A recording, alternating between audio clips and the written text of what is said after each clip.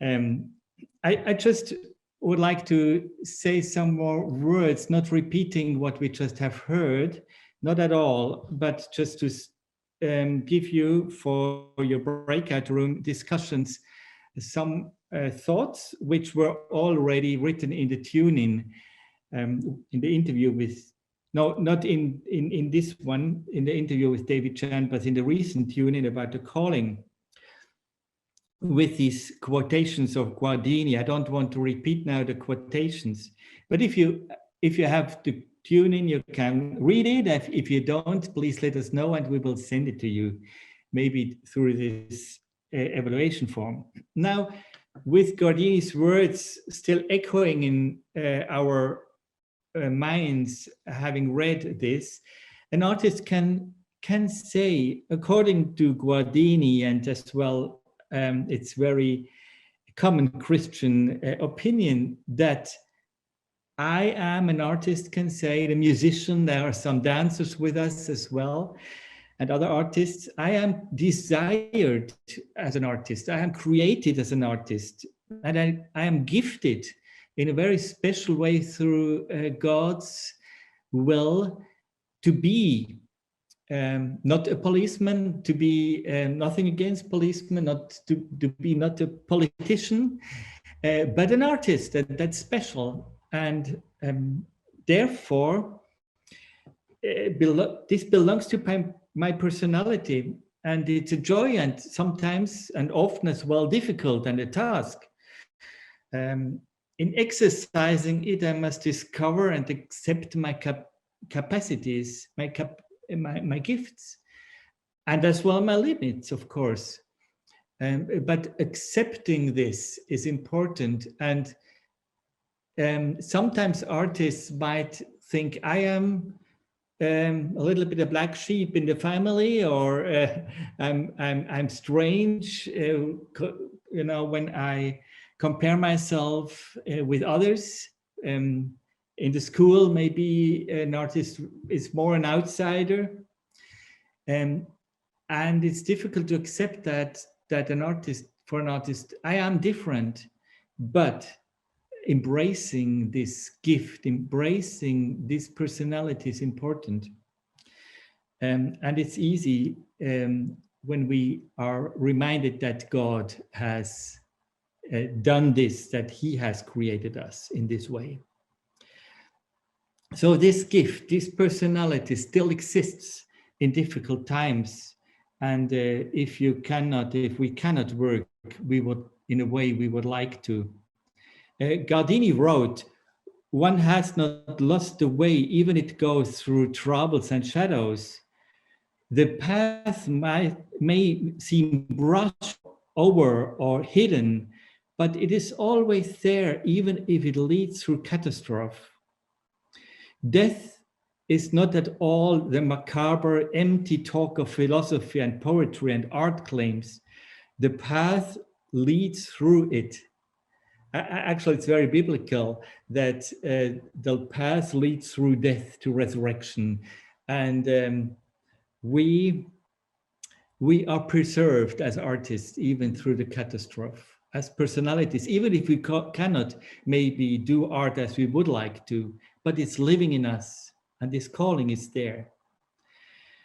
Another point is that artists can say, I trust that God leads me by his spirit constantly.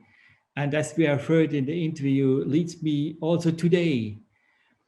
And he shows me new ways of applying my gifts. We have listened about serving.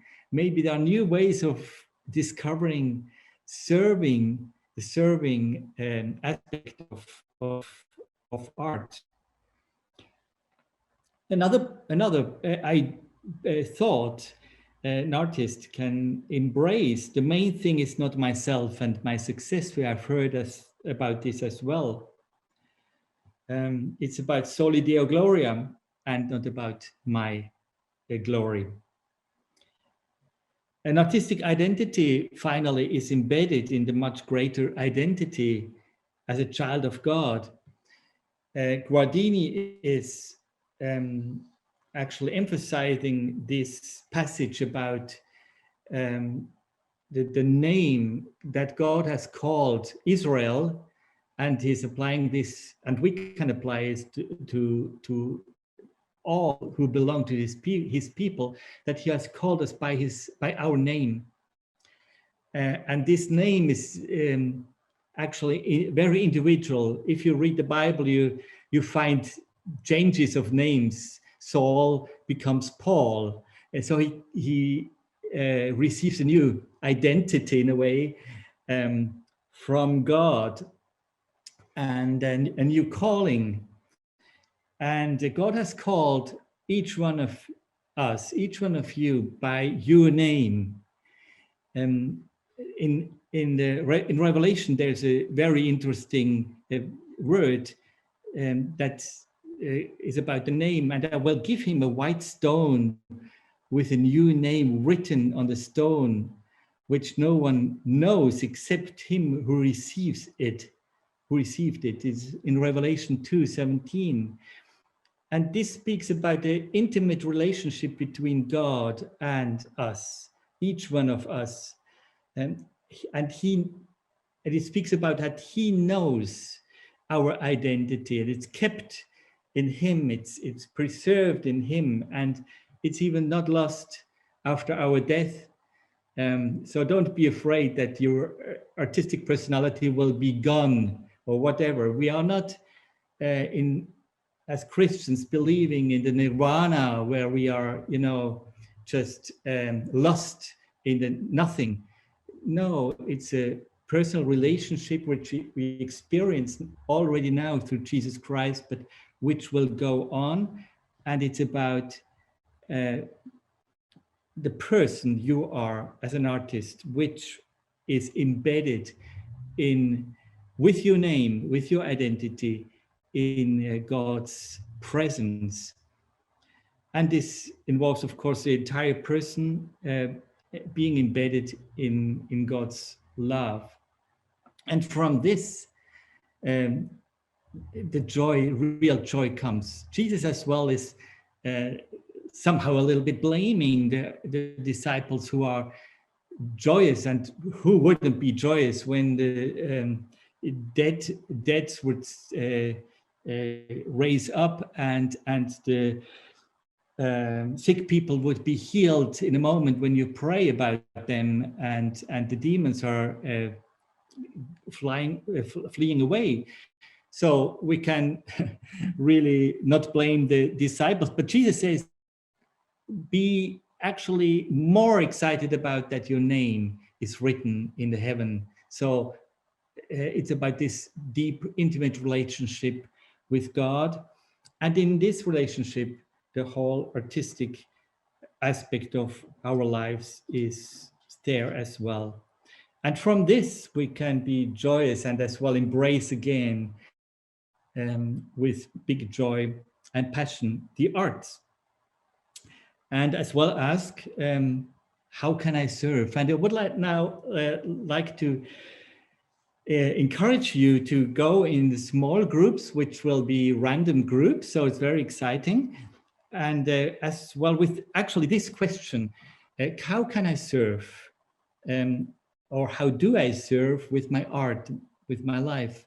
With my art, maybe in a special way, and how maybe I don't yet serve, but I would like to serve more.